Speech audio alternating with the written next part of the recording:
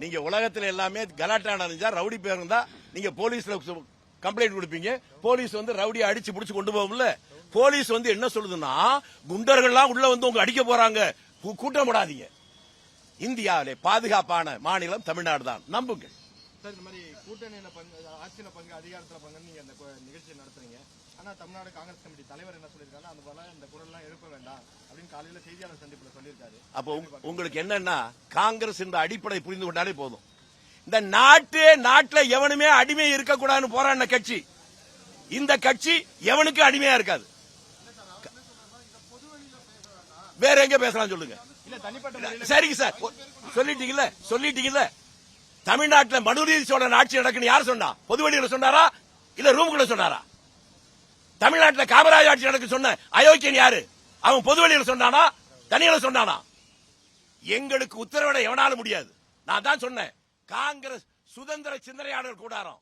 மகாத்மா காந்தி தெய்வ நிலையில் இருக்கிற போது கூட இதே தமிழ்நாட்டில் இருந்த நம்முடைய தலைவர் காமராஜ் தொண்டராக அவர் பேசுகிற போது நீ பேசியது தவறு என்று சொன்னது வரலாற்றில் இருக்குது. தேர்தல் நடக்கிற போது அவர் எடுத்த முடிவு அதற்கு பின்னாலே வந்து வரலாற்றை பார்த்தால் தெரியும். காங்கிரஸ்காரன் என்பவன் அந்த காங்கிரஸ் கட்சியை தெரிந்து புரிந்து உணர்ந்து கொள்கையை தெரிந்த எவனும் அப்படி பேச மாட்டான். அப்படி பேசுகிறவன் எவனும் காங்கிரஸ்காரனை இருக்க மாட்டான். உங்க மூலமான கேட்கிறேன், காமராஜரை பற்றி கேவலப்படுத்துகிற போது, காந்தியை பற்றி கேவலப்படுத்துகிற போது அதை பற்றி கேட்காமல் இதை பற்றி சொன்னால் அவருக்கும் காங்கிரசுக்கும் சம்பந்தம் இல்லை என்று அவரே அறிவித்துக் கொள்வதாக அர்த்தம். தலைமைக்கிட்ட நாங்க இந்த கருத்துல எடுத்துட்டு போறோம், தனிப்பட்ட முறையில் இந்த கருத்துக்களை கூறுங்க சார். நான் முதல்ல கேட்டேன், என்ன சொன்னீங்க? மனுநீதி ஆட்சி நடக்குது யார்கிட்ட சொன்னார்? பொதுவில் தானே சொன்னாரு. அவருக்கு மட்டும் தான் உரிமை இருக்கா? இந்த விவகாரம் கூட்டணி ஏதோ வேண்டாம் சார். பொதுவெளியில சொல்லுங்க நோக்கெல்லாம் யாருக்கும் கிடையாது. இங்க வந்து ஆட்சியில வந்து பங்கு கேட்கறது எல்லாருடைய உரிமை. உரிமையை வந்து அரங்கத்துக்குள்ள வந்து எங்களுக்குள்ள நாங்க பேசணும் தான் முடிவு பண்ணியிருந்தோம். கூட்டணியை பற்றியோ யாருடன் கூட்டணி எப்படிங்கிறத பத்தி நாங்க வந்து எந்த இடத்துலயும் வந்து வெளியே சொல்லவும் இல்லை, சொல்லக்கூடிய நிலையில நாங்க இல்ல.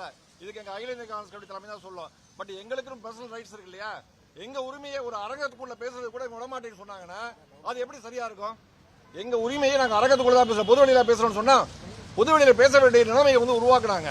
இப்பவும் கூட வந்து பேசுற போது எதுவுமே நாங்க எங்க யாரோட கூட்டணி வைக்கணும் என்ன பண்ணணுங்கிறத பத்தி நாங்க பேசல. எங்களை ஏன் தடுக்கிறீங்க? ஏன் வந்து ஒரு ஜனநாயக பூர்வமா ஒரு அரங்கத்துக்குள்ள உள்ளரங்கத்துக்குள்ள ஒரு கூட்டத்தை ஏற்பாடு பண்ணா அது நடத்தக்கூடாதுன்னு சொல்லிட்டு தொடர்ந்து வந்து கிட்டத்தட்ட 4 மணி நேரமா போராட்டம். இந்த கோரிக்கை இருக்கு, ஆட்சியில பங்கு அதிகாரத்துல பங்கு நாங்க இருக்கிறோம் அப்படின்ற கோரிக்கைய அந்த குழுவினர் பேச போகும்போது திமுக கிட்ட பேச மாட்டாங்க அப்படின்னு நினைக்கிறீங்களா? அவங்களும் இதே எண்ணத்தோட தானே இருப்பாங்க. காங்கிரசுக்கு ஆட்சியில அதிகாரம் எண்ணத்தோட இப்பதாங்க தெரியுது காங்கிரஸ் வளர்க்கறதுக்கு அவங்க இருக்காங்கன்னு. நான் ஒரு நிமிஷம் தயவு செய்து நான் கேட்கிறேன். நான் உங்களை பார்த்து கேட்கிறேன், திமுக ஆட்சி குறிப்பாக ஜெயலலிதா ஆட்சி தான் மிக மோசமான ஊழல் ஆட்சி திமுக சொல்லுச்சா? அந்த ஜெயலலிதா அமைச்சரவையில் அமைச்சரா இருந்த ராஜகண்ணப்பட இருந்து KKSR இருந்து ரகுபதியில இருந்து உங்க இந்த ஊர்ல இருக்க பாபு இருந்து 10 பேர் மந்திரியா இருக்காங்களா? இதே முதலமைச்சர் கரூர்ல எங்க ஊர் குளித்தலையிலையும் தமிழ்நாட்டுடைய வரலாற்றிலேயே இவ்வளவு மோசமான ஒரு ஊழல் பேர்வழி கிடையாது, இவரை விடவே கூடாது அப்படின்னு யாரை சொன்னாரு? செந்தில் பாலாஜி. அவரை மந்திரியாக்கினாங்களா? இவங்களால ஊழல் பேருவிழி இவனை விட மோசமான ஆளே இல்ல என்று சொல்லவங்களெல்லாம் மந்திரியாக்கலாம், அது தப்பு இல்ல. ஆனா எந்த தப்பும் எங்க மேல சொல்லேன்னாலும் காங்கிரஸ்காரனை விடக்கூடாது. இதுக்கு ஆழமான செய்தி ஒன்னே ஒன்ன மட்டும் சொல்லிடுறேன். தமிழ்நாடு முழுக்க எங்க ஊர் வந்து குளித்தலை சட்டமன்றத்துக்குள்ள இருக்கு.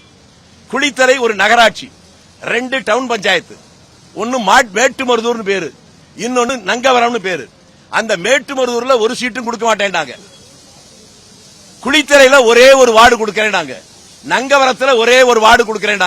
அந்த நங்கவரத்துக்குள்ள எங்க கிராமம் வரும், அது ரிசர்வ் வார்டு. அந்த வார்டுல சொன்ன உடனே ஒரு MA படிச்ச ஒரு பையன், அவங்க அப்பா என்னுடைய நண்பர், அவங்க தாத்தா தீவிர காங்கிரஸா இருந்தவர். இந்த பையன் MA முடிச்சுட்டு தொழில் பண்ணிக்கிட்டு இருந்தான். உங்க அப்பா தாத்தா எல்லாம் இருந்த கட்சிடா, நீ வந்து நின்றான்னு சொல்லி நான் கொஞ்சம் பணமும் கொடுத்து நிக்க சொன்னேன். அவனுக்கு எதிராக ஒருவனை நிறுத்தி 5 லட்சம் ரூபாய் கொடுத்து அவனை தோற்கடிக்கணும், அவனை தோற்கடிக்கலான்னு நீ ஊரில் இருக்க முடியாது என்று செந்தில் பாலாஜி செய்தது நான் குற்றம் சொல்றேன். குளித்தலையில் அதே மாதிரி போட்டி போடுறது ஒரே ஒரு வார்டு கொடுத்து அதையும் தோற்கடித்தாங்க. நீங்க விசாரிச்சுங்க, தமிழ்நாடு முழுக்க அத்தனை. எங்கேயாவது கொடுக்கிற சீட்டே 1-2. ஒரு கட்சி பலமாக இருக்குன்னா MLA MP இல்ல, கீழே இருக்கக்கூடிய ஊராட்சி பஞ்சாயத்து அதுல இருக்கக்கூடிய உறுப்பினர்கள் தான் கட்சியுடைய பலம். எங்கேயுமே யாரும் வந்துவிடக் கூடாது. கொடுக்கிறது 15 அல்லது 35 சீட்டு இருக்கிறத ஒண்ணு கொடுப்பாங்களாம், அதையும் தோக்கடிப்பாங்களாம். அவங்க தான் வளர்க்கறாங்க. நீங்க சொன்னீங்கடா, நான் ஒன்றும் பதில் சொல்ல முடியாது. இல்ல நீங்க சொல்றது தப்பு. கூட்டணி ஆட்சி இருந்தாதான் எப்போதும் கூட்டணி அர்த்தம். கமிட்மெண்ட் இருக்கு. மற்றபடி கூட்டணி தேர்தலுக்கான ஏற்பாடு தான். தயவு செய்து ஊடகவியலாளர்கள் சரியாக புரிஞ்சு. பிளே ஸ்டோர் மற்றும் ஆப் ஸ்டோரில் இருந்து பாலிமர் செயலியை QR கோடு மூலம் பதிவிறக்கம் செய்யுங்கள். செய்திகளை உடனுக்குடன் பெறுங்கள்.